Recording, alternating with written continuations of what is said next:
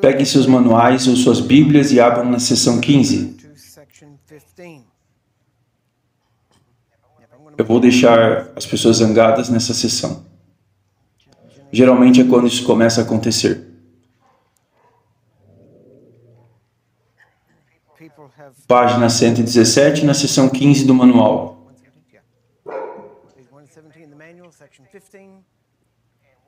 Vamos ver várias escrituras, vamos conduzi-los através delas e você pode ler junto.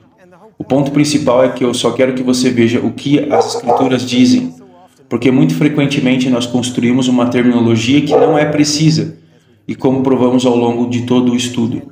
Essa noite, uma das coisas que você vai ver é quando falamos sobre a unção. Tecnicamente, a unção não tem nada a ver com poder. Nada. Quando está falando sobre o poder do Senhor, geralmente usa essa terminologia. Poder do Senhor, estou tentando pensar, peraí. Poder do Espírito, o braço forte do Senhor, coisas assim. Ou o braço do Senhor, qualquer um desses são usados. Mas quando falamos sobre a unção, ou quando a Bíblia menciona a unção, ela não está falando sobre poder. Então, vamos ver exatamente o que ela realmente diz. A primeira menção que veremos aqui está em Isaías capítulo 10, verso 27, que muitos conhecem, e diz: E acontecerá naquele dia que seu fardo será removido sobre o teu ombro, e o teu jugo sobre o teu pescoço, e o jugo será destruído por causa da unção. Isaías capítulo 11, verso 1, E sairá um ramo do tronco de Jessé, e um renovo se brotará das raízes dele, e o Espírito do Senhor repousará sobre ele, o Espírito de sabedoria, entendimento, de conselho e poder, o Espírito de conhecimento, do temor do Senhor, e o fará de rápido entendimento no temor do Senhor. E não julgará de acordo com a visão dos seus olhos, nem reprovará de acordo com o ouvir dos seus ouvidos, porém com justiça julgará o pobre e repreenderá com equidade o humilde da terra. Ele golpeará a terra com a vara da sua boca, e com o sopro dos seus lábios ele matará o perverso. Agora, esse verso não está falando sobre a unção em si, ou não a chama assim, mas nos dá o Espírito do Senhor estando sobre nós. Podemos ver aqui a diferença entre os dois. Em Êxodo 28, verso 41 diz, isso está voltando lá a Êxodo, é sobre Arão e Moisés, está falando sobre eles, e colocará as vestes sobre Arão, teu irmão, e seus filhos com ele. Ele os ungirá, colocarão as roupas e as vestes, e os ungirão. Agora, observe, toda vez que você vê a palavra ungir, você vai ver consagrar, santificar, algo nesse sentido, repetidamente. Então, a unção está ligada à consagração e santificação, ok? Santificar ou separar.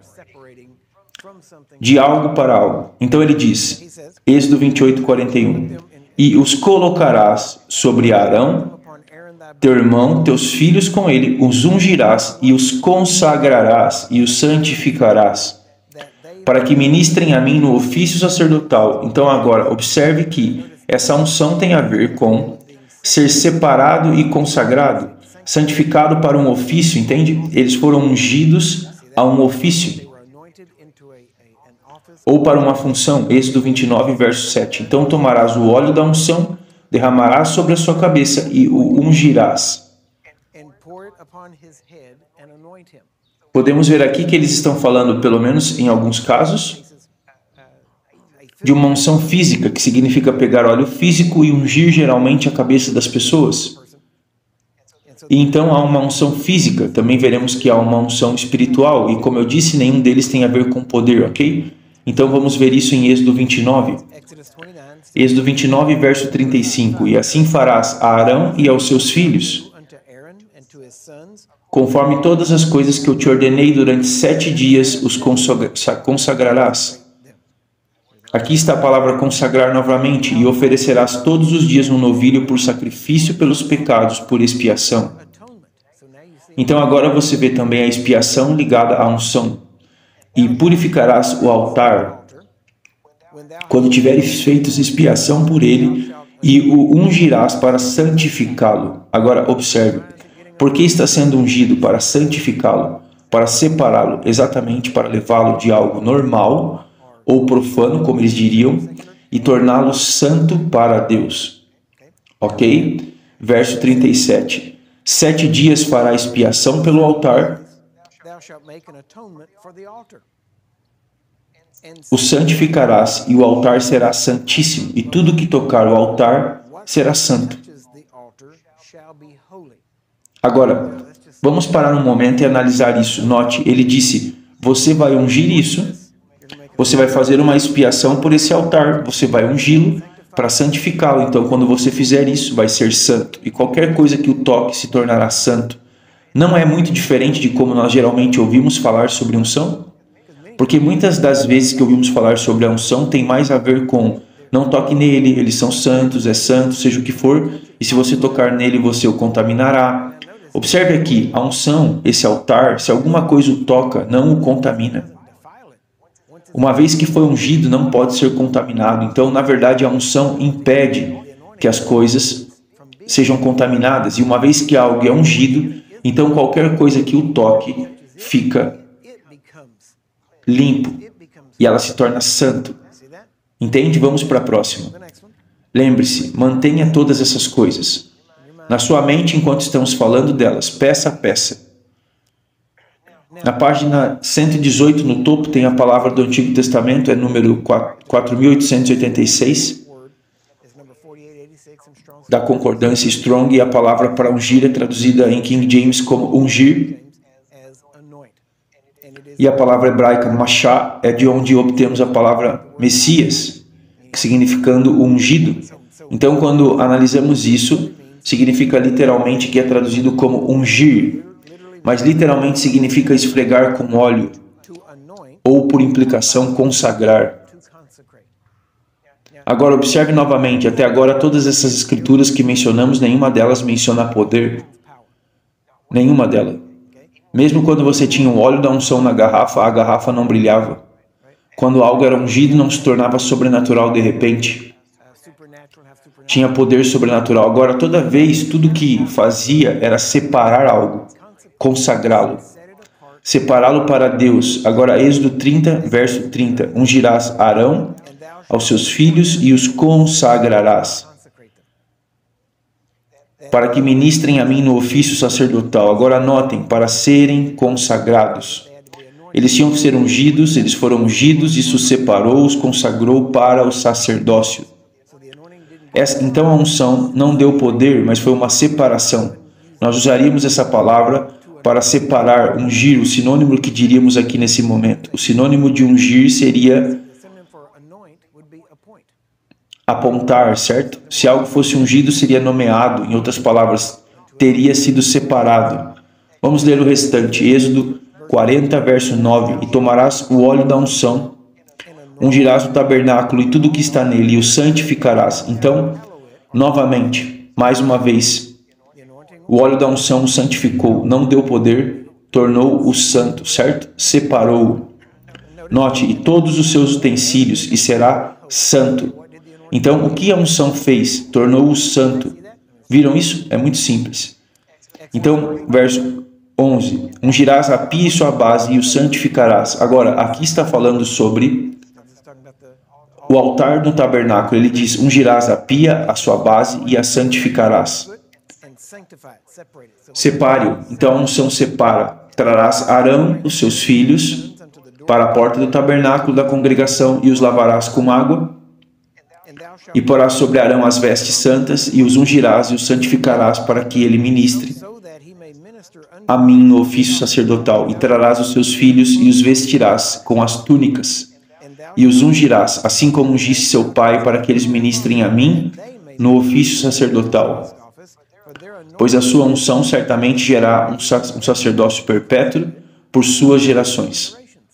Agora, novamente, note, essa unção estava separando para o sacerdócio. Não deu poder mágico a eles, ok? Agora vamos ver isso.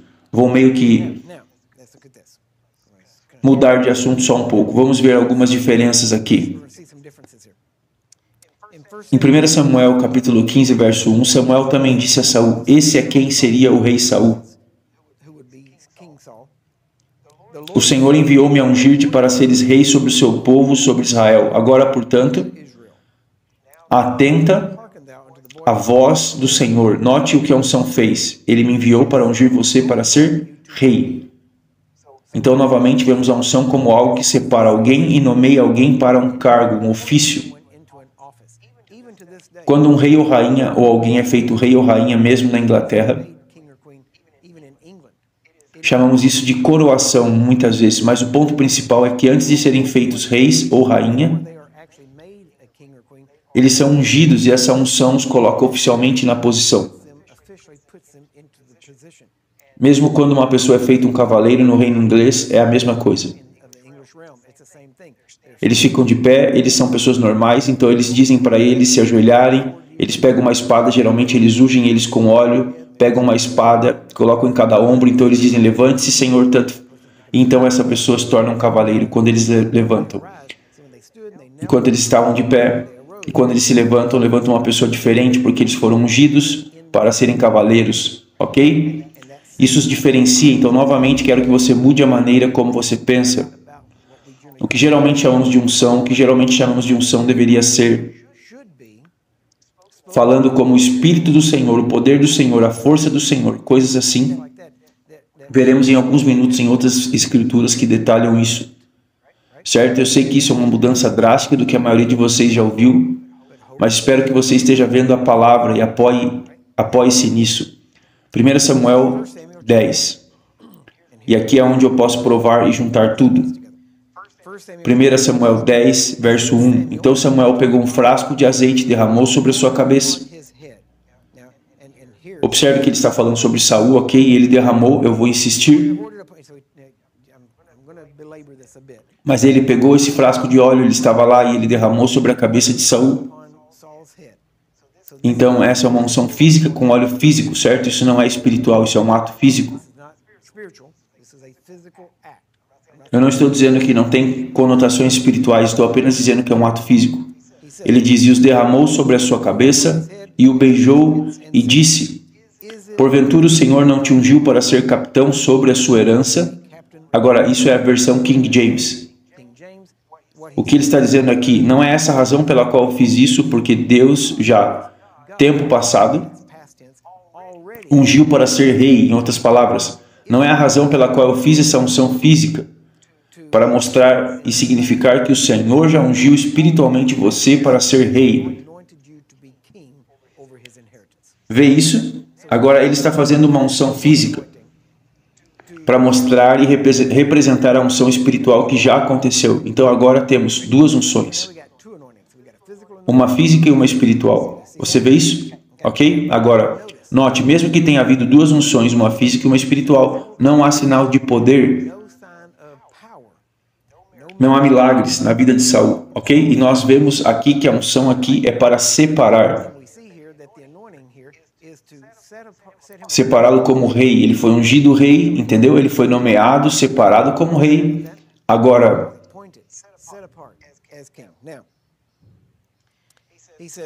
porventura o Senhor não te ungiu para ser capitão sobre a sua herança? Observe o que ele começa a fazer, porque esse é Samuel, que é um profeta, um vidente. E há diferentes tipos de profetas. Um dos tipos que Samuel era um profeta vidente. Então ele via coisas e descrevia o que ele via. E havia outro tipo de profeta que borbulhava dentro dele, ele apenas falava o que borbulhava, por assim dizer. Mas Samuel era um profeta vidente, então ele viu imagens e viu coisas acontecerem como uma tela de cinema. Verso 2 diz, está falando novamente com Saul: hoje, quando tiveres partido de mim, então encontrarás dois homens junto ao sepulcro de Raquel no limite de Benjamim e em Zelza, e eles te dirão: os jumentos que foste procurar foram encontrados. E eis que o teu pai deixou de se preocupar com os jumentos e por ti se aflige, dizendo: o que farei pelo meu filho? Agora ele está vendo isso e está dizendo: eis o que vai acontecer com você hoje quando sair da minha presença. Vai passar aqui, vai encontrar dois caras e vai ser perto do sepulcro de Raquel, seu túmulo, e quando você chegar lá, esses dois caras vão dizer isso. Note como é específico. Ele diz o que vai acontecer, o que esses caras vão dizer. Agora observe, fica ainda melhor, verso 3. Então prosseguirás adiante dali, então ele até sabe o que ele vai fazer depois disso, ok? Ele está vendo a coisa toda e contando, e chegarás à planície de Tabor. Ali te encontrarão 3 homens subindo até a Betel. Então ele disse, você vai encontrar esses 3 caras, eles vão estar a caminho de Betel, eles vão subir a Deus, carregando 3 cabritos e outros carregando 3 pães, e um outro carregando uma garrafa de vinho. Eles te saudarão, te darão 2 pães, os quais receberás das suas mãos. Um detalhamento incrível, quando ele começa a contar, eles te darão 2 pães, e você vai pegar em todas essas coisas do que não se tem conhecimento aqui. Ele está acertando os detalhes e honestamente, se você vai dar-me a palavra, alguém faça assim certo. Não venha com, eu vejo uma coisa boa na estrada, Deus quer andar contigo em campos de trevo, em cataventos, ok? Vamos apenas ser específicos. Vamos ao que interessa, diga-lhes o que fazer. Lembro-me de quando estava com o Dr. Sarnwall, um homem veio até ele e disse, Dr. Sarnwall, eu tenho uma palavra para você. E o Senhor diz, e o Dr. Sarnwall disse, se você conhece Deus tão bem, e Ele fala com você tão bem, você vai fazer o que Ele disse. Ele me disse para vir dizer para você, Ele disse, para vir e dizer a mim para fazer isso, Deus me diria primeiro e Ele não me disse nada. Se Ele te disse, você está apenas tentando passar seu fardo para mim. E o homem meio que abaixou a cabeça e simplesmente foi embora, nem discutiu com ele. Note que ele diz aqui, e eles te saudarão e te darão 2 pães, os quais receberás das suas mãos. Agora observe isso, depois disso, tu virás onde está a guarnição dos filisteus, e sucederá que, quando chegares na cidade, encontrarás uma companhia de profetas. Agora você tem um monte de profetas. Descendo um lugar alto com saltério, tamborim, flauta, uma harpa diante deles, e eles profetizarão. Veja isso, agora você tem um profeta profetizando. Profetas profetizam. Amém? E eles estão vendo tudo isso agora, isso é incrível. Observe. Você percebe que a essa altura ele disse, tudo isso vai acontecer depois de você sair da minha presença. Samuel falando a Saul. Então você vai para cá e depois você vai para lá, então tem um tempo envolvido aqui. Eles não pularam em um carro e saíram, ok? Eles tiveram que andar. Eles montavam burros ou cavalos ou camelos, seja lá o que for, eles montaram e demorou um pouco. Então esse foi um período de tempo que ele detalha. E ele vê isso e depois disso você vai encontrar esse outro cara. Você percebe que tudo isso leva tempo. Então agora provavelmente já foi a maior parte do dia. E isso é só... Isso tivesse acontecido pela manhã, então aconteceu à noite. Então tudo isso teria acontecido no dia seguinte. Agora note, ele continua dizendo, e eles profetizarão. Então agora observe no verso 6, e o Espírito do Senhor virá sobre ti. Espera um minuto, do jeito que a igreja geralmente diz. Isso deveria acontecer quando ele foi ungido, certo? É assim que sabemos que ele foi ungido. O poder está lá, mas a unção não tem a ver com o poder. Observe a terminologia, ele já foi ungido fisicamente, e ele foi ungido fisicamente porque ele já foi previamente ungido espiritualmente. Então agora nós já temos a unção espiritual e a física, e o Espírito do Senhor ainda não veio sobre ele, não é interessante? Sem milagre, sem poder, nada está acontecendo aqui. Agora observe, e o Espírito do Senhor virá sobre ti depois de todo esse tempo, depois que todas essas coisas acontecerem, e tu profetizarás com eles. Será transformado em outro homem. Então, agora observe que esse é o primeiro sinal de qualquer poder de Deus trabalhando em sua vida, e o que acontece como o primeiro sinal do Espírito do Senhor está sobre ele é que ele se transformou em um novo homem, que soa como um novo nascimento, certo? Ele diz, quando o Espírito do Senhor vier sobre ti, isso vai acontecer com você e você vai ser mudado e começar a profetizar. Isso soa como o batismo do Espírito, porque foi isso que ele disse sobre eles, eles falarão em línguas. E podemos ver agora, estamos vendo o poder de Deus. Vimos 2 unções sem poder. E agora, depois de tudo isso, então o Espírito vem sobre ele. Então a unção não tem nada a ver com poder. O poder é sempre referido como o Espírito do Senhor vindo sobre eles. Entende? Está comigo? Vê isso, ok? Agora observe o que isso diz, verso 7. E isso é ainda mais incrível. E será que quando esses sinais chegarem a ti, em outras palavras, quando você ver todas essas coisas acontecerem, você vai chegar e essas pessoas lhe oferecerão pão e você vai receber, e você virá e verá os profetas descendo e eles começarão. E quando tudo isso se cumprir, o Espírito do Senhor virá sobre você e você será um novo homem. Uma vez que você é um homem diferente, uma vez que você tem o Espírito do Senhor, será que quando esses sinais chegarem a ti, fará segundos o que te pedir a ocasião, pois Deus está contigo. Nós pensaríamos que ele diria, quando o Espírito vier sobre você e você for mudado, o que a igreja hoje diz, faça exatamente o que Deus disser, não faça nada sem ele dizer, espere por uma liderança, não faça qualquer coisa, não faça mau uso. Ele não disse isso, ele disse, quando vier sobre você, uma vez que o Espírito do Senhor vier e você começar a profetizar, você se transforma em outro homem, você faz, em outras palavras, você olha e vê o que é certo e você faz o que é certo. Você faz o que é preciso, por quê? Porque o poder está lá para fazer acontecer, não é incrível? E é isso, porque Deus está com você, e quando leio que Deus está convosco, automaticamente vou a Atos 10:38, Deus ungiu a Jesus, o Espírito Santo e poder, o qual andava fazendo bem e curando todos os oprimidos do diabo, porque Deus estava com ele. E vemos que foi essa presença de Deus ali que fez Jesus, e podemos até dizer isso, que a unção que fez Jesus, o Cristo, ok? Porque é isso que a palavra Cristo significa, o ungido. E isso fez dele o Cristo, mas temos que entender que quando isso aconteceu, naquele ponto foi depois que ele foi ungido, que o Espírito veio sobre ele. Era uma questão foi quando ele saiu da água, então não foi um período de tempo como esse, na verdade esse é o plano dele, ele realmente não planeja nascer de novo, esperar 40 anos, então ter o Espírito de Deus vindo sobre você. Ele quer que você tenha tudo de uma vez, esse seria o melhor cenário, certo? Você vem, é salvo e vai fazer algo e bam, está pronto, e você está pronto para andar no poder, certo? Ele não quer que você espere 20 ou 30 anos sem poder, ele quer que isso em você funcionando rapidamente. Quando o Espírito do Senhor vier sobre você, você faz conforme a ocasião te servir. Como Deus pode dizer isso? É porque nós ainda pensamos naturalmente, nós ainda pensamos, Deus não vai me dizer o que eu posso fazer. Deus não vai dizer que eu posso fazer o que eu quiser porque eu posso fazer algo estúpido. Mas independentemente disso, ele ainda deixa você cometer erros, mas agora você tem o poder de Deus em você para ajudar a corrigir os erros. Ele confia em você, ele diz, eu vou colocar minha mente em você, eu vou colocar o meu espírito em você, vou te dar um novo coração. Você não vai querer coisas erradas, você vai querer usar o poder de forma certa. Ok? Filipenses 2:13 diz, Deus opera em vocês tanto o querer como o efetuar. Ele não está nem de longe tão preocupado com a gente estragar tudo como nós estamos. Amém? Porque ele sabe que pode consertar. Você já notou que eu tenho netos e nossa casa não é prova de crianças, ok? Mas ao mesmo tempo eu sei que não há nada lá que eles possam quebrar que eu não possa substituir depois. Eu prefiro me divertir com eles e arriscar quebrar algo, ao invés de torná-lo como um museu onde eles não podem vir e se divertir. Mesmo quando meus filhos eram jovens, minha esposa disse, nós tivemos 4 filhos, nossa primeira morreu quando ela era pequena, então nós só criamos 3, minha esposa diz que ela criou 4, sendo o quarto eu, então o que é praticamente verdade, porque nós corríamos pela casa e pulávamos sobre os móveis e lutávamos, brincávamos de esconde-esconde e todo esse tipo de coisa.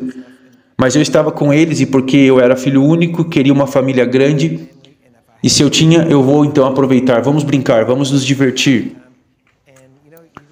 E às vezes você leva a vida muito a sério, certo? E eu levo o meu trabalho muito a sério. Eu levo o que Deus me chamou a fazer muito a sério. Eu só nem sempre me levo tão a sério. Eu gosto da vida, eu me divirto, eu vou cometer erros. Deus é grande o suficiente para consertá-los, amém? Se Ele não for, eu preciso de um Deus maior, ok? E Ele é o maior que existe, então eu não estou preocupado com isso. Agora vamos ver o próximo. Você vê isso até aqui? Você vê a diferença até agora? Que a unção não tem a ver com poder, porque se a unção tinha a ver com poder, então ela deveria ter poder desde o início para profetizar. Mas foi dito para ele esperar o Espírito do Senhor. Então, se ele já está ungido fisicamente e espiritualmente, então o Espírito do Senhor já deveria estar lá. Mas veja, naquela época o Espírito do Senhor não vinha e ficava. Deixe-me te dar 2 exemplos. 1 Samuel, capítulo 16, verso 12, está falando sobre Davi. E diz, ele mandou buscá-lo e trouxeram para dentro. Ele era ruivo e ao mesmo tempo de aparência formosa e agradável. E o Senhor disse, levanta-te e unge. Então Samuel pegou o chifre de azeite e ungiu no meio dos seus irmãos, e o Espírito do Senhor veio sobre Davi daquele dia em diante. Então Samuel se levantou e foi para Ramá. Agora veja o próximo.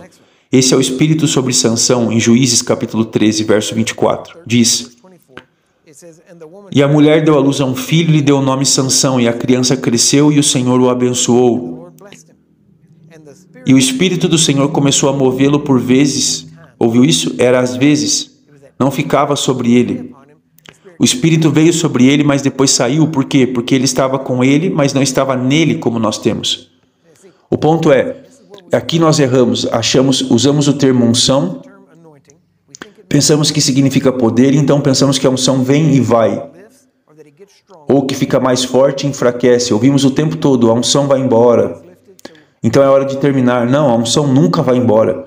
Se a unção fosse... Deixe-me colocar dessa forma, como os crentes, nós também somos ungidos, porque ele diz que somos reis, sacerdotes sobre o nosso Deus, o que significa que tivemos que ser ungidos, assim como os sacerdotes e os reis do Antigo Testamento. Temos que ser ungidos para estar na posição. Portanto, reis ungidos e sacerdotes. Se a unção se vai, então há momentos em que nós não somos isso, porque essa é a unção que nos fez reis e sacerdotes. Mas o fato é que a unção foi uma designação para sermos filhos que são reis e sacerdotes. Essa é a nossa unção. Agora eu vou mostrar-lhe em um minuto. Vá comigo agora. O Espírito do Senhor começou a movê-lo por vezes entre Zorá e Estaol. Agora vamos analisar isso, porque aqui, falando nisso, queremos falar sobre isso rápido, porque eu quero trazer tudo isso para você de uma só vez.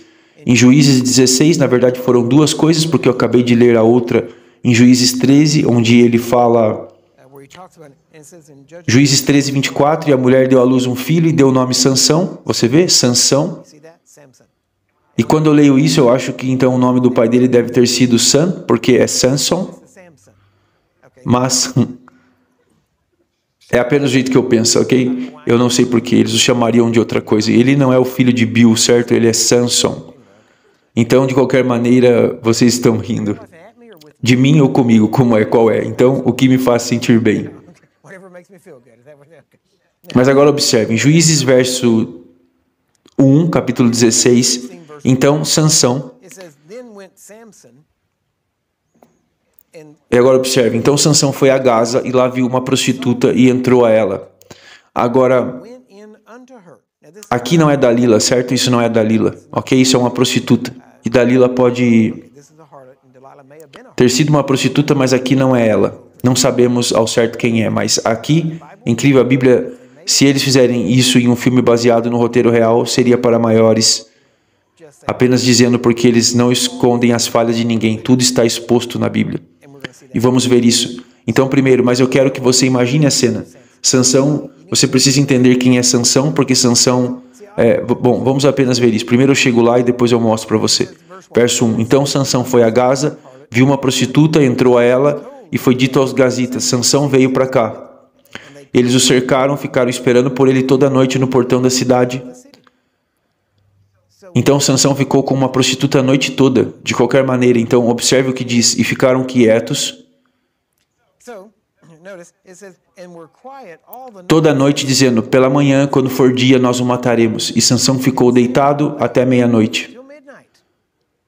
E se levantou à meia-noite, pegou as portas do portão da cidade e os 2 postes, e saiu com eles com a barra e tudo, e pôs em cima do seu ombro e os carregou até o topo, que fica em Hebron. Agora observe o que ele diz aqui. Você entende que ele saiu à meia-noite, arrancou os portões da cidade, colocou tudo e levou tudo. Não apenas leva, ele leva até o topo de uma colina, que mostra que ele ainda carregou tudo isso para o topo, o que é ainda mais difícil do que na planície. Verso 4. E sucedeu que posteriormente ele amou uma mulher no vale de Sorek, cujo nome era Dalila. Vemos que é outra pessoa. Agora observe, e os senhores dos filisteus subiram até ela e lhe disseram, seduz-lhe, vê onde repousa a sua força e por quais meios podemos prevalecer contra ele, para que possamos amarrá-lo, afligi-lo e te daremos cada um de nós 1.100 peças de prata. Agora observe isso. Primeiro eles vieram até ela e disseram para descobrir onde a força de Sansão está. o que automaticamente nos diz que ele não parecia um fisiculturista. Porque é como nós dissemos antes, quando eu imagino e quando eu cresci, eu acho que foi Victor Dumont. Eu acho que foi interpretado como Sansão em um ponto, ele era um fisiculturista na época. E você vê essas pessoas, você tem uma ideia de como eles se parecem, mas na verdade, sabemos que ele era judeu, então ele provavelmente não era tão grande assim. E se ele fosse? Porque você imagina alguém, imagina seu caráter, e você não imagina Sansão como sendo... Você sabe o que eu estou dizendo? Imagina um pouco lento, como o personagem Rock. Você pode imaginá-lo como Sylvester Stallone. Você pode vê-lo como sendo grande, todo musculoso e tudo mais, mas não é. O cara mais esperto, certo? E ainda assim, mas a coisa é se você imaginar, então você pode ver. Eu posso imaginar ele como Sansão, eu posso imaginar o Rock e o Stallone, porque ele seria tipo...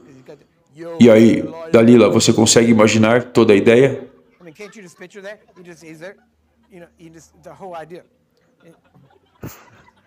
Mas não era assim que ele era, porque se era assim que ele se aparentava, quando você olha para o Stallone, você se pergunta, de onde será que vem essa força? De um bíceps de 55 centímetros. Você olha para ele e pensa, é claro, agora isso já faz muitos anos, de qualquer maneira, ok? Então eu estou sendo legal, vamos ficar por aqui, ok? Mas agora notem, eles estão vindo, então obviamente ele não tem essa aparência. Eu sempre digo às pessoas que ele provavelmente se parecia com Barney ou Fife, ou talvez... Na verdade, se ele é judeu, talvez ele se parecesse com Woody Allen. Se você visse Woody Allen rasgando os portões de uma cidade, você não diria de onde ele tira essa força. Ele diria, bem, de qualquer maneira... Ele continua, agora veja, tudo isso está começando, eles dizem, descubra por quais meios poderemos amarrá-lo e afligi-lo. E Dalila disse a Sansão, diz-me, rogo-te, onde repousa tua grande força e como tu podes ser amarrado e afligido, ok? Para si mesmo, se uma mulher disser, ei, diz-me como posso prender-te para que eu possa te afligir. Você provavelmente pode não querer respondê-la, mas ela diz, me diga como eu posso te amarrar para que eu possa te afligir e por algum motivo isso não disparou alarmes nele. Em primeiro lugar,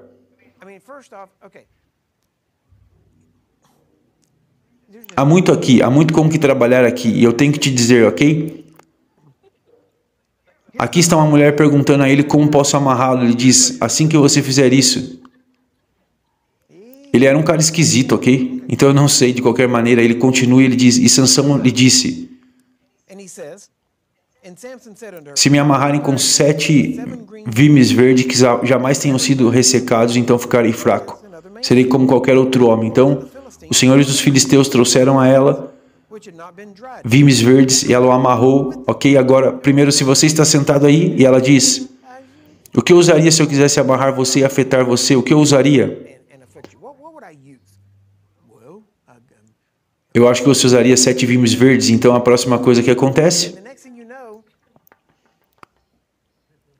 7 vimes verdes para Dalila, aqui está, você poderia assinar aqui? De repente eles aparecem, ok? Quando 7 vimes verdes aparecem, você precisa pensar que algo está acontecendo. Mas fica melhor ainda. Agora veja isso, eles trouxeram 7 vimes verdes que não foram secos. Ela o amarrou com eles e você se pergunta o que ela está fazendo, o que ele está fazendo. Se ele está sentado em uma cadeira e ela está lá andando em volta dele e ele está apenas olhando para ela, o que está acontecendo aqui? É meio como, qual é o nome dele? Woody em Toy Story.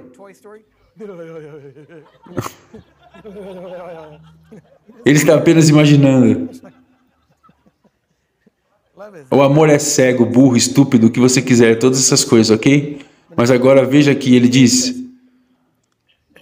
Veja isso, então os senhores trouxeram a ela e ela o amarrou com eles. Agora, havia homens deitados em espera junto a ela na câmara. Como ele não os viu? Você tem que pensar, ele está lá sentado e ela está amarrando ele, nem sabe de onde veio os 7 vimes, ele os menciona, eles aparecem, e a próxima coisa é... Imagine lá sentado, olhando, ele olha para a cortina e diz, isso são sandálias? Os pés de quem estão naquelas sandálias? São os pés de quem? Porque ele tem todos esses caras escondidos atrás da cortina. E ele está apenas deixando isso continuar e eles estão em peso se escondendo. Você pensaria que ele começaria a entender logo, mas observe, ora, havia homens deitados em espera junto a ela na câmara e ela disse, os filisteus estão sobre ti, Sansão. Ele rompeu os vimes como um fio de estopa quando encosta no fogo. Então a sua força não foi conhecida e Dalila disse a Sansão, eis que zombaste de mim e me contaste mentira. Agora diz-me, rogo-te, com que tu pode ser amarrado? E ele disse para ela, me engane uma vez, vergonha sua, engane-me 2 vezes, vergonha minha. Não, ele não disse isso. Ele deveria ter dito, mas ele disse, se me amarrarem firmemente com cordas novas, que jamais foram usadas, então serei fraco. E como qualquer outro homem, Dalila, portanto, tomou cordas novas. De onde ela as tirou? Como ela o amarrou? Ele disse, os filisteus estão sobre ti, Sansão. E havia homens deitados em espera na câmara e ele as rompeu dos seus braços, como se fosse um fio. E Dalila disse a Sansão, até aqui tu tens zombado de mim, me contado mentiras, conta-me com que tu pode ser amarrado. E ele lhe disse, se tu teceres as 7 tranças da minha cabeça com a trama, você nota aqui, está chegando perto da verdade. Primeira vez que ele mencionou seu cabelo, porque ele tinha uma aliança com Deus. E ela continua pressionando e chegando cada vez mais perto. Você brinca com o pecado por tempo suficiente e ele vai te morder, vai te dar corda suficiente para você se enforcar. Você pensa, está tudo bem, eu estou bem com isso. Não, não está. Observe, e ela o prendeu com o pino e ele disse, os filisteus estão sobre ti, Sansão. E agora veja isso, e ele o despertou do seu sono e saiu com o pino da trave com a trama e ela disse-lhe, como tu podes dizer eu te amo? Agora, se não é sujo falando do esfarrapado, como tu pode dizer eu te amo? Quando teu coração está comigo, zombaste de mim 3 vezes e não me contaste. Onde repousa tua grande força? E observe isso. E sucedeu que quando ela o pressionava diariamente com as suas palavras, e com ele insistia, sua alma ficou atormentada até a morte, ok? Isso se chama irritação persistente. Isso é irritação, a alma dele estava atormentada até a morte e ela o pressionou. Homens, vocês sabem o que é isso, não acene com a cabeça, você nem sabe do que eu estou falando. Você não tem ideia, ok? Que bom, agora alguém está prestes a fazer... Eu vi você, eu vi essa mão, Deus abençoe, vamos lá. Ele diz, agora observe isso. Verso 16, e sucedeu que, quando ela o pressionava, a sua alma ficou atormentada até a morte, até que ele contou-lhe todo o seu coração e disse, jamais veio navalha sobre a minha cabeça, pois sou nazireu desde o ventre da minha mãe. Se eu for raspado, então a minha força se irá, e eu me tornarei fraco e serei como qualquer outro homem. E quando Dalila viu que lhe havia contado todo o seu coração, ela enviou e chamou os senhores dos filisteus. Subi mais essa única vez, pois ele me revelou o seu coração. Então os senhores dos filisteus trouxeram dinheiro à sua mão, e ela fez com que ele dormisse sobre o seu joelho, e chamou e fez com que ele raspasse as tranças de sua cabeça, e ela começou a afligi-lo, e a sua força se foi. Note, a sua força se foi. E ela lhe disse, os filisteus estão sobre ti, Sansão. E ele despertou do sono e disse, eu sairei como nas outras vezes, e me sacudirei. E ele não sabia que o Senhor havia se retirado dele. Agora, vamos desmontar isso. Vamos analisar isso primeiro. E ela disse, os filisteus estão sobre ti, Sansão. E ele despertou. Aparentemente ele fez isso antes. Ele acordou, disse, eu vou sair, eu vou fazer o que eu quiser. Eu vou me sacudir. Então, quando eu li isso, eu pensei, ok, obviamente isso significa alguma coisa, então vamos descobrir o que mexer. Bom, então eu procurei e a palavra sacudir, na verdade, significa sacudir. Apenas isso.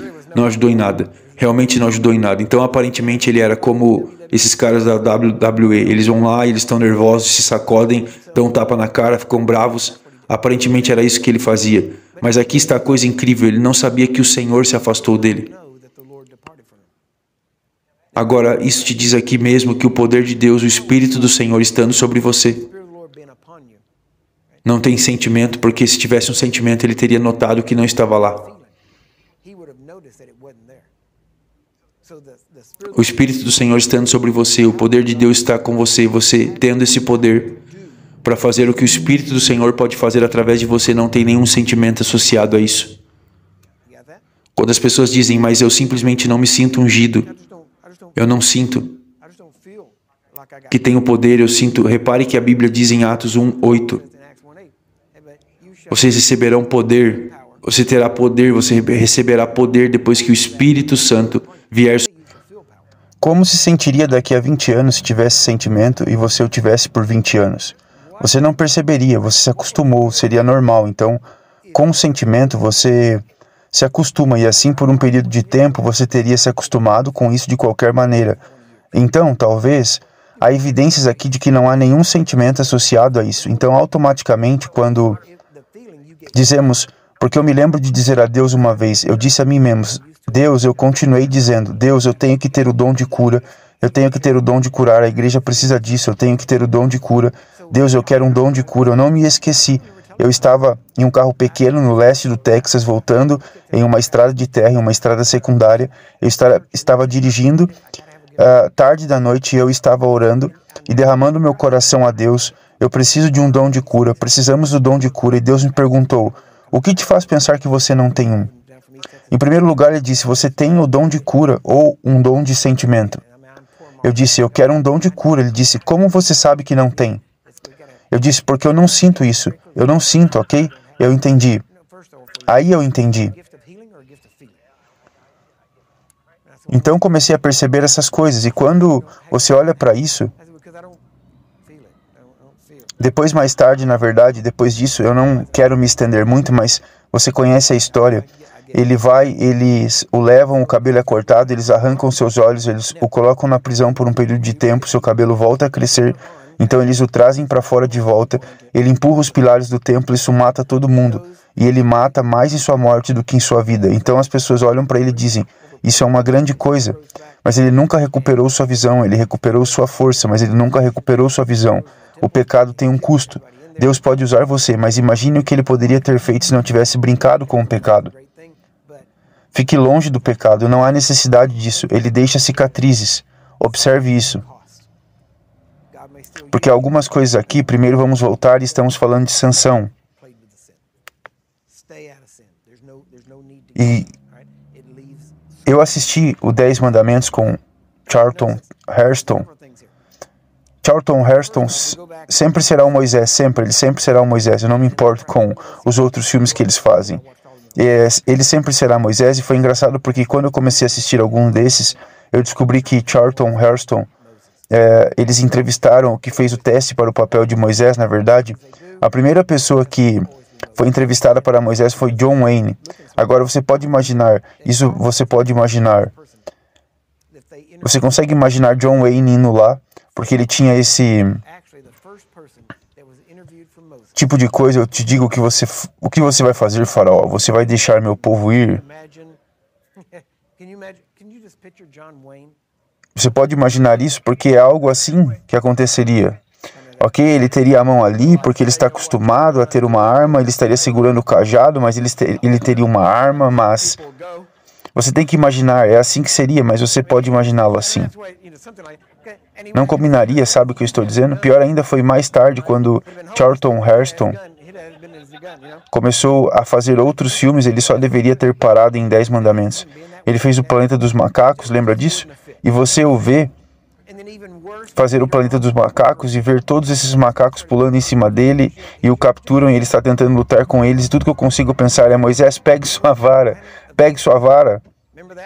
porque ele já derrotou os midianitas no poço, lembra quem ele encontrou no poço? Lillian Munster, lembra disso?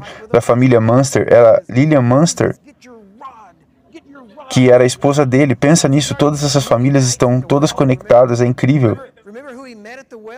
Mas eu não vejo Lillian Munster na genealogia de Jesus. Lá eu simplesmente não vejo. Então você vê todas essas pessoas diferentes, certo? E você meio que imagina como deve ter sido.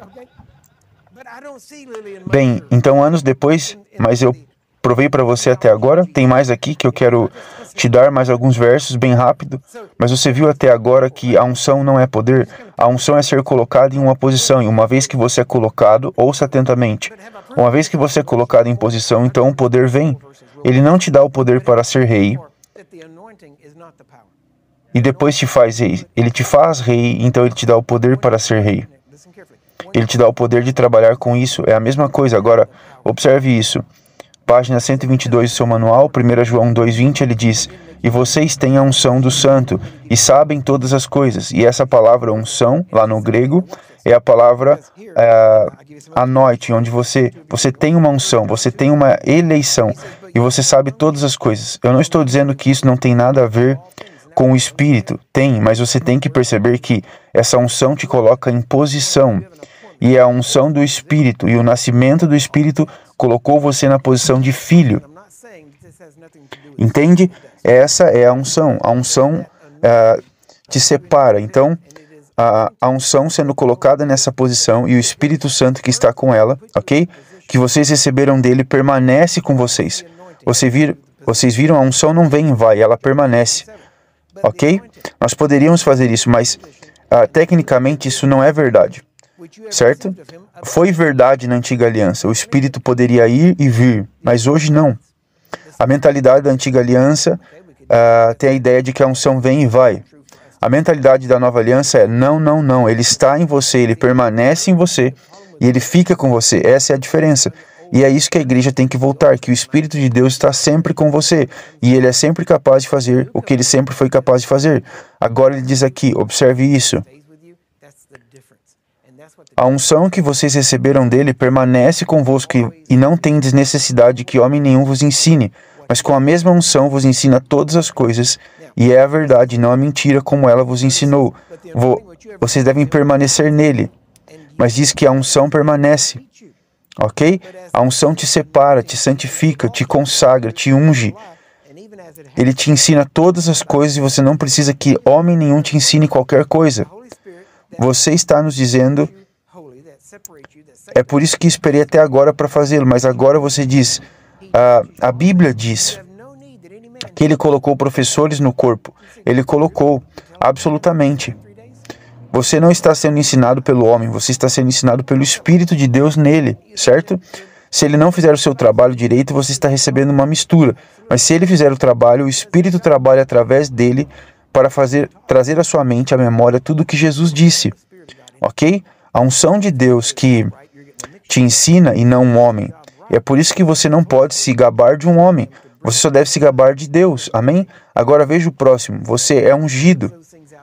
Certo? Veja o que dissemos. Então o Espírito vem sobre você. Então vamos ler isso. Gálatas capítulo 3, verso 13.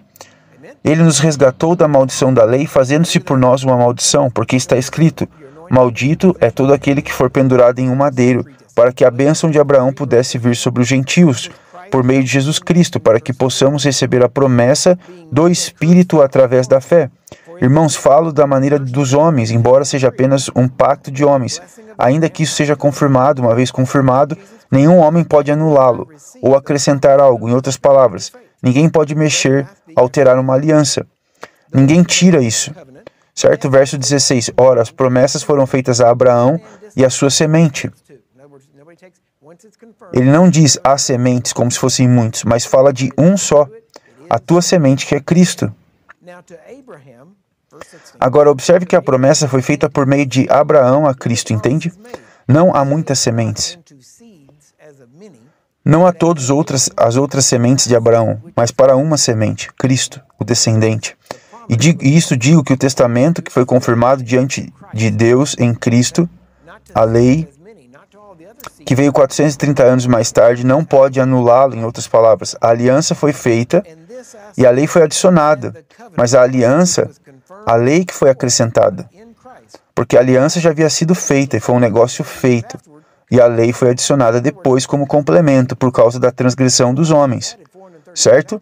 É por isso então que a lei não fez Abraão, ou a promessa de Deus para Abraão não foi afetada pela lei.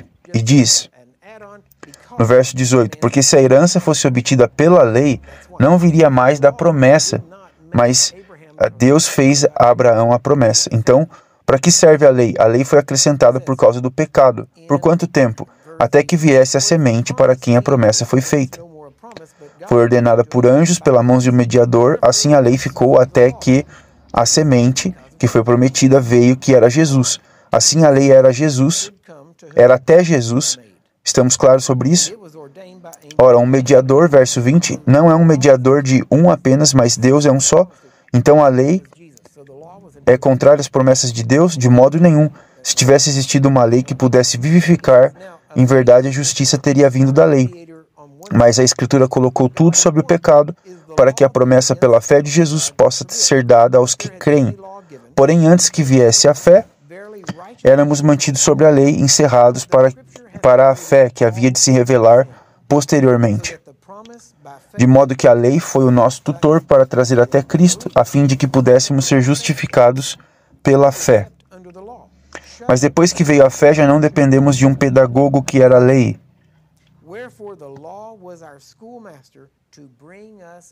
Porque todos sois filhos de Deus pela fé em Cristo Jesus. Todos vós que fostes batizados em Cristo vos revestistes de Cristo. Eu sei que está nos levando, mas há um propósito real nisso.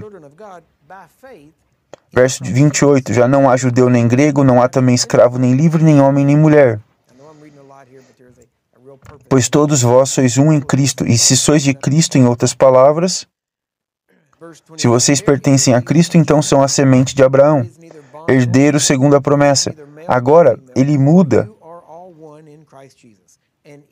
e vai para o capítulo 4 de Gálatas, mas não há nenhuma mudança aqui. Ele diz, agora digo que o herdeiro, isso somos nós, ok? Enquanto crianças, em nada se difere do servo. Ainda que seja senhor de tudo, mas está sob tutores e administradores até o tempo determinado por seu pai. Assim também nós, quando éramos crianças, estávamos escravizados pelos rudimentos do mundo. Mas quando veio a plenitude dos tempos, Deus enviou seu Filho, nascido de mulher, nascido sob a lei, para redimir os que estavam sob a lei, para que recebêssemos a adoção de filhos. Agora veja o verso 6. E porque vós sois filhos... Agora lembrem-se do que eu disse. A todos quantos o receberam, deu-lhes o poder de serem feitos filhos de Deus, ungidos, filhos. Então agora estamos colocados na família, em uma posição como filhos. Essa é a posição. E filhos são reis e sacerdotes, certo? Mas não fomos colocados em uma posição de reis e sacerdotes apenas por isso. Fomos feitos filhos, e o Filho sob Jesus, reis e sacerdotes, e porque como Ele é, assim somos nós nesse mundo. Somos reis e sacerdotes. Ok? Um filho está em um relacionamento, um rei e sacerdote é uma função. Veja essa diferença. Ok? Agora, observe isso. Porque vós sois filhos, Deus enviou o Espírito de seu Filho aos vossos corações que clama, Abba, Pai. Ouviu isso? Porque são filhos, então fomos ungidos como filhos, porque nós somos ungidos, nomeados, colocados como em posição de filho. Ele enviou o seu Espírito, o qual clamamos Abba, Pai. Entende? Porque somos filhos, seu Espírito vem sobre nós. Primeiro fomos ungidos para uma posição de filhos. E depois, porque somos filhos, ele enviou o seu Espírito. Assim como Saul foi ungido como rei, ele foi colocado em posição de rei, então o Espírito mais tarde veio sobre ele. Nós somos feitos filhos, e depois disso, o que acontece? Recebemos o poder. Depois que o Espírito Santo desce sobre nós, nascemos de novo, somos colocados como filho, e por causa disso agora ele envia o seu Espírito sobre nós, para que tenhamos o poder de funcionar como filhos, entende? Essa é a diferença com a unção. O que chamaríamos de verdade sobre a unção. Agora, há mais aspectos nisso. Mas essa é a soma total disso. Então fomos ungidos. Eu sou sempre ungido porque o Espírito vem sobre mim e ele vem sobre mim para ficar. Agora eu nasci do Espírito, também estou cheio do Espírito, sou batizado no Espírito. Ok? Entende isso? Então eu estou nele. É por isso que eu sou filho e por causa disso, como ele é, assim eu também sou. Então o que ele tem, eu sou co-herdeiro com ele. E o que ele tem, eu tenho. Amém? E isso vale para qualquer pessoa que nasceu de novo. Certo? Na verdade, tem um outro aspecto que eu quero tentar levar você, mas eu posso não ser capaz de chegar a ele. Mas eu quero te dar como Anos atrás, nós tínhamos ido para Pensacola. Durante o avivamento, nós descemos lá para ver o avivamento de Pensacola. Eu sempre dizia que se algo estivesse acontecendo, eu queria estar no meio. Fomos até lá. Eu tive uma experiência incrível de liberdade quando eu estava lá. Foi testemunhado por todos nós no prédio, vamos colocar dessa forma. Então, o que é necessário se você realmente quer um romper e liberdade, todos têm que ver. Então Deus me libertou lá e foi incrível, foi um bom momento. Então voltei para casa. Então Deus, quando eu voltei para casa, estivemos lá, pegamos toda a música de Pensacola. Eu estava numa igreja da Assembleia de Deus na área de Denison e eu disse ao meu pastor naquele momento, eu disse, eu me ofereço para fazer tudo o que você quiser. Eu me ofereço para ser recepcionista, para fazer qualquer coisa que esteja acontecendo, o que quer que você precise de mim, eu estou aqui. Todo esse tipo de coisa. Então finalmente eu disse a ele, você sabe o que eu gostaria de fazer? De começar a dar aulas. E ele disse, o que você quer? Porque ele é um bom velho, um bom garoto do sul. Eu amo, ainda eu vejo algumas vezes, mas... E por isso eu vou visitá-lo de vez em quando e nunca vou esquecer, porque eu disse, irmão Raymond, eu gostaria de dar uma aula. Ele disse, irmão Curry, qual aula você gostaria de ensinar? Era tipo, você acabou, demorou um pouco para dizer? Eu disse, não me importa, acho que é apenas o básico, talvez a doutrina básica da Bíblia, algo assim. Seria bom, ele disse, tudo bem, acho que podemos marcar isso para uma quinta-feira à noite. Seria ótimo, isso é maravilhoso. Eu estava tipo, ok, treinador, me deixe entrar, eu estou pronto para entrar. Então, a primeira noite que eu ensinei a primeira aula, e a primeira aula foi sobre autoridade. Então eu expliquei, eu não estava acostumado a pregar, eu não pregava muito naquela época, então cerca de 15, 20 minutos depois, minha voz começou a ficar muito seca. Eu não estava bebendo água, eu não fazia isso, então eu estou lá em cima. Eu fazia, ok, então... Tudo bem, agora aqui está o que precisamos, a palavra de Deus. Era muito difícil porque eu não estava acostumado com isso. Conseguimos chegar aos 45 minutos que estávamos lá. Que bonito, não? Então alcançamos o tempo e conforme continuamos, no final do culto eu volto. Fazemos como normalmente, voltamos na próxima semana. Semana seguinte eu estou ensinando a segunda aula.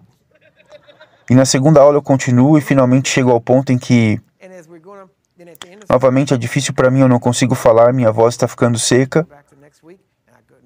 E um de nossos amigos ele tinha um ministro, ele tinha passado pela escola bíblica, então ele veio até mim e disse, irmão Curry, notei que você está passando por um momento difícil. Eu estou tipo, eu não estou acostumado com isso, é meio difícil. Ele disse, há um velho truque de pregadores que vai ajudar você. Eu disse, ok.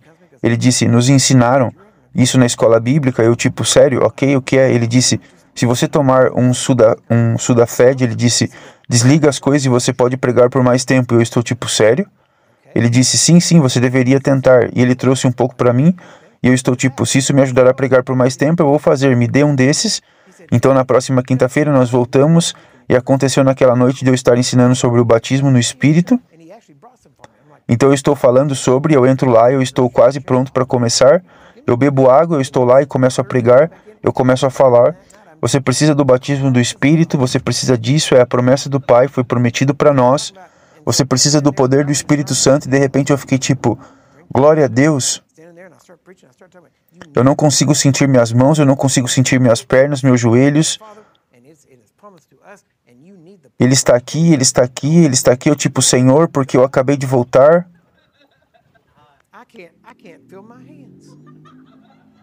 Então eu disse, coloque uma música. Então eles colocaram a música de Pensacola. Sim, Senhor, nós vamos andar com você, eu vou aumentar. Sim, então eu estou andando por lá e todo mundo se alinha ao redor da parede porque tinha que colocar as mãos nas pessoas enquanto a unção está aqui. Enquanto está aqui, temos que fazer. Eu sinto, eu não conseguia nem aplaudir, estava tipo... É como ir ao dentista, eles te dão uma injeção e você fica grog. Você está babando, meio que se sentindo assim, eu estou lá e eu estou tipo... Todos alinhados e todos tinham as luzes meio baixas, então nós os alinhamos. Levantei e comecei a andar na sala, colocando as mãos, tipo... Seja livre, seja curado, seja livre. Foi incrível, todos que eu colocava as mãos faziam... e eles simplesmente caíam, estava tipo, glória a Deus, sim. E eles simplesmente caíam. E eu estava lá, muito animado. Eu fui criado com um monte de filmes na minha mente. Eu estava indo de volta e eu me lembro de Robert e Durval andando na praia. Ele estava andando lá, ele estava com chapéu de instrutor de treinamento, ele estava sem camisa, andando pela praia e tem bombas explodindo. Eu amo o cheiro disso pela manhã. Eu estava andando por lá, tipo, Senhor, ó Deus, me dê outra pessoa, alguém vem aqui, todo mundo está deitado e tudo mais. E depois de mais ou menos 2 horas disso, nós finalmente levantamos todo mundo e meio que acordamos e todas essas coisas. Então fomos para minha casa. Eu moro nessa casa, eu tinha uma varanda na frente, era bem pequena, provavelmente não era mais larga do que isso, mas era uma varanda, era meio alta. E ele veio e disse: Curry, agora está começando, tipo, a unção está sumindo. E então eu estou lá. Ele disse: coloque as mãos em mim. Ele disse: eu preciso disso também. Eu estou tipo, ok. Eu coloco as mãos nele, ele quase cai da varanda, tipo, ele está de volta, ele está agitado de novo, aqui vamos nós de novo. Então, no próximo domingo, eu tenho que dar um relatório ao pastor de tudo que está acontecendo, e o pastor se levanta e começa a ler meu relatório. Eu não sei o que está acontecendo naquela aula de doutrina bíblica, mas tivemos 13 curas, 2 salvações, 2 rededicações e tivemos 4 libertações. E ele está lendo, então na próxima quinta a turma dobra de tamanho, porque todo mundo está vindo da igreja, eles querem vir ver o que está acontecendo. Então eu subo lá, prestes a pregar, eu estou pregando sobre o batismo do Espírito. A evidência inicial do batismo é falar em outras línguas. Você precisa falar em línguas porque há um poder nisso. E claro, eu tomei o Sudafé de antes, isso me ajudou a pregar. Então eu tomei de novo, eu estou lá em cima pregando, estou indo, cerca de 15 minutos depois era tipo, glória a Deus, ele está de volta, ele está de volta. Você sabe o que fazer, coloque-se contra a parede, vamos, rápido, antes que ele vá embora. E nós tínhamos presbíteros, diáconos lá, eles estavam todos contra a parede com as mãos sobre todos eles e tudo está acontecendo. Então no próximo domingo eu estou dando testemunho, estou sentado lá e estou radiante, estou na primeira fila, estou tipo, isso é ótimo, nós fomos para Pensacola e trouxemos conosco, era bom. Então ele começa a ler todos os relatórios. Senhor Deus, nós temos pessoas sendo curadas, nós tivemos 2 diáconos que foram salvos, e nós estávamos tendo um avivamento. Você sabe o que eu estou dizendo? Estava acontecendo naquele tempo. Agora na próxima quinta-feira estava me preparando para pregar novamente, e esse cara vem até mim, o homem que me deu o Sudafé, e ele diz: irmão Curry, eu sei que você está pregando por mais tempo, está tudo bem, você pode falar, mas você está percebendo algum dos efeitos colaterais? Não, porque eu não tomei remédio. Eu nunca fiz nada disso, eu não tenho ideia do que faz. Ele disse: algumas pessoas não podem tomar Sudafé. Eu disse: não, eu não sabia disso. Por quê? Ele diz: afeta de forma diferente, você não consegue sentir os dedos, não consegue sentir as pernas, coisas assim. Eu estou tipo, isso é estranho, eu não sei. Então naquela noite estava seco. Eu estou dando a lição e eu li a lição, li para eles isso e acabou. Boa noite, Deus abençoe, tenha uma boa noite. Estava tão morto quanto eu podia fazer. E todo mundo foi embora porque eu tenho que sair de lá, porque eu tenho que ir falar com Deus. E a primeira coisa que fiz, saí pela porta, estou no meu carro, assim que fecho a porta, ligo o motor. Deus, o que está acontecendo? O que foi isso? O que foi isso nessa semana? Foi real o que era, e Deus começou a falar comigo por todo o caminho de volta para casa, e Ele começou dizendo: você era ungido o tempo todo. Ele disse: mas quando você tinha um sentimento,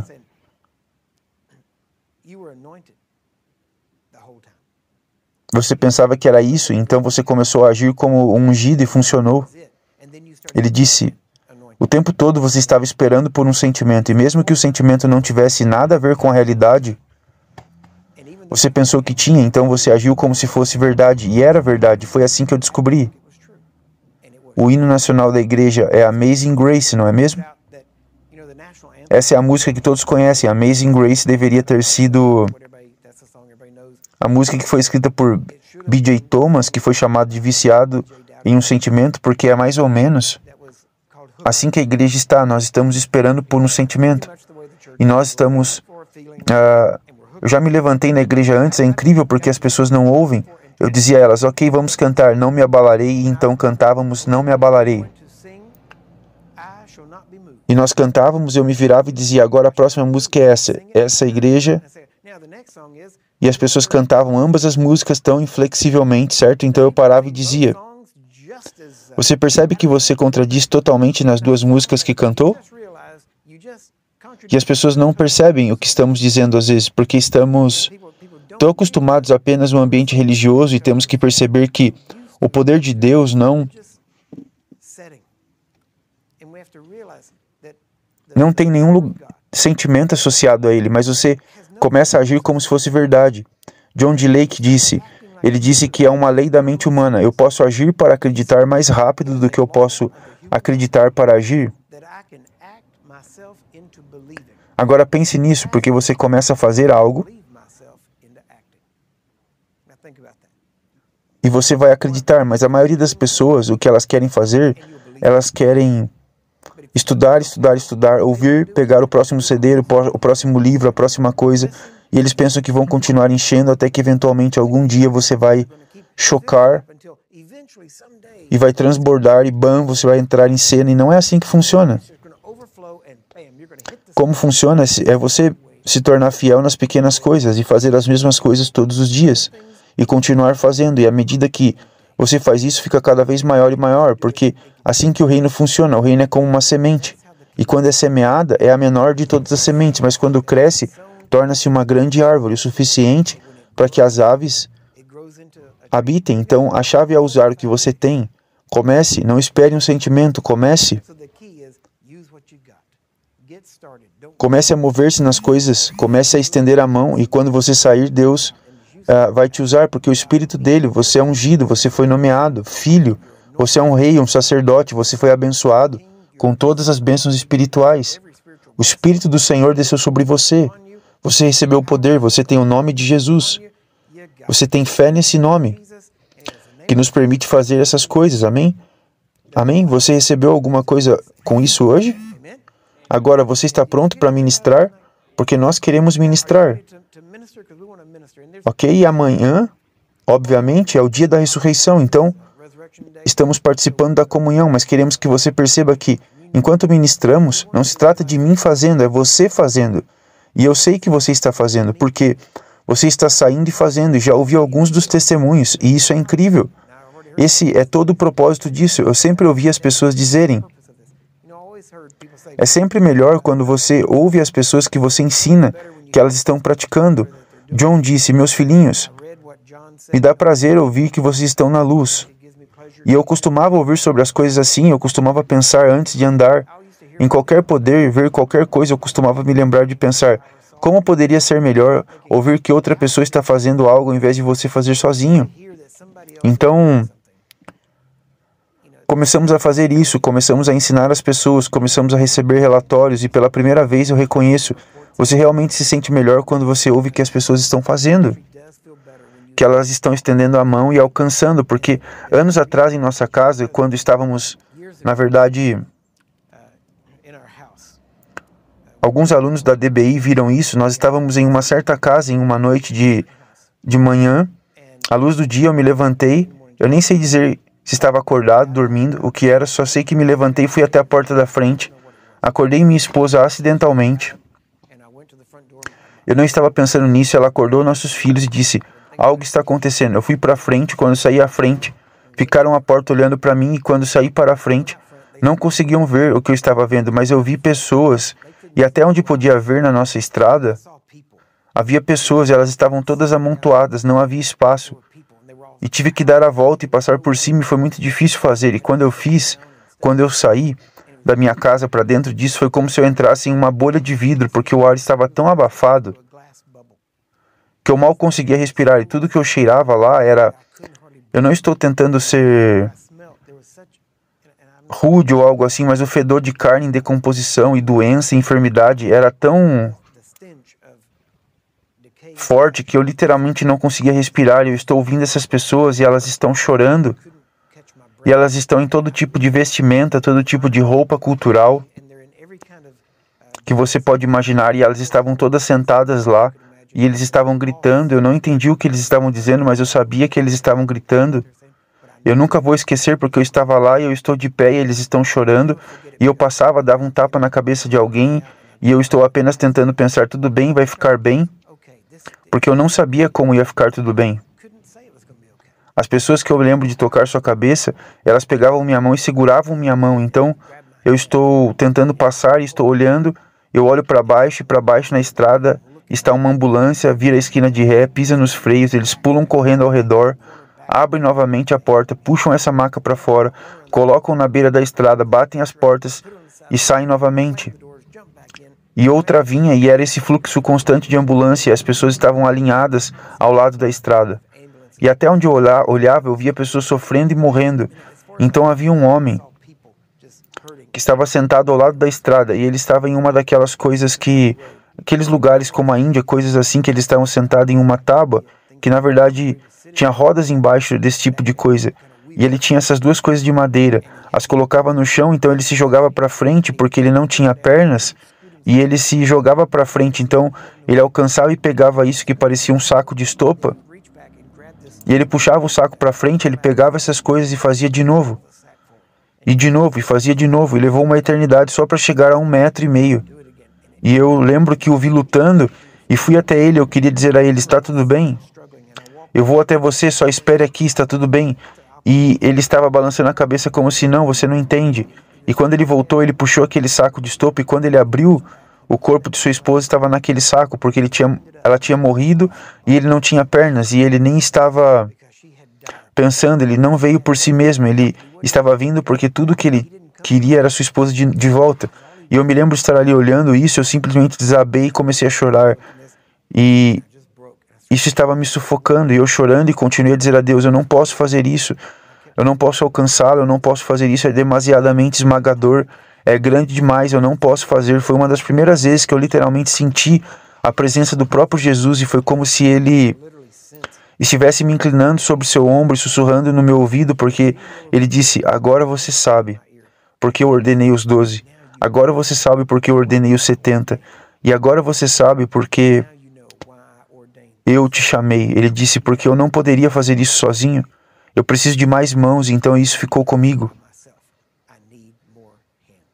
Eu continuei pregando, e isso foi antes de nós realmente nos lançarmos, e eu continuei pregando, e as pessoas receberam a mensagem, e no começo eu era o único que orava pelos enfermos. Eu ensinava e não me dei conta de que ao fazer isso, eu estava realmente negando o que estava ensinando, porque eu dizia a todos, se eu posso fazer isso, você pode fazer isso, e no final eu fazia tudo, apenas negava tudo.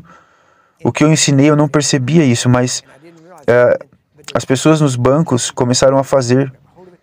Então, finalmente, um dia, uma noite, estávamos em Denver, Colorado, eu estava em uma igreja, e estava na plataforma, e tinha cerca de 450 pessoas. Nós ensinamos o DHT naquela noite. Eu tive uma revelação, vamos chamar as pessoas que estiveram na reunião e passaram pelo treinamento. Eu disse, levante a mão se você passou pelo treinamento. Talvez 250 mãos levantaram. Eu disse, ok, então se você esteve no treinamento, venha à frente. Agora, quantos de vocês não vieram ao treinamento? Eles levantaram as mãos, quase todos levantaram a mão. Essa noite vocês vão fazer isso. Então aqui está o que vamos fazer. Eu fui atrás, eles estavam encostados na plataforma. Coloquei as mãos em todos, porque não sabia tudo o que sei agora, mas coloquei as mãos em cada um deles e encarreguei-os de fazerem isso, e depois que agora mantenham suas mãos levantadas, vocês vão até eles, homens, vocês vão até os homens, mulheres até as mulheres, e você ora por eles, comanda, faz como eu te mostrei. Eles saíram e eu vi essas coisas, e eles ficaram felizes, jogaram muletas, uma senhora saiu andando, eu não fiz nenhuma oração naquela noite, eles fizeram toda a oração, eles ministraram tudo. As pessoas foram curadas, eu me lembro de estar lá, eu me lembro de apoiar na borda da plataforma, e eu nunca vou esquecer, foi a segunda vez que me lembro de sentir a presença de Jesus. Enquanto eu estava lá, era como se dissesse, podemos fazer isso, podemos fazer, e percebi que naquela noite começamos a fazer, porque na verdade, comissionamos pessoas para fazer isso, e conseguimos que eles fizessem isso antes de ir embora, e mais tarde eu descobri que, se você não fizer isso, você nunca fará. Então começamos a ativar as pessoas imediatamente.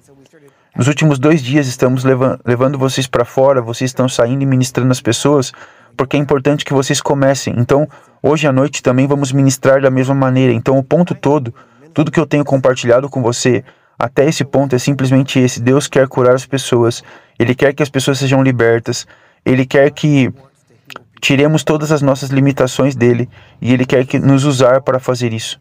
E por isso, Ele está disposto a nos usar, porque Ele os ama, não é porque qualquer um de nós é especial ou nada disso.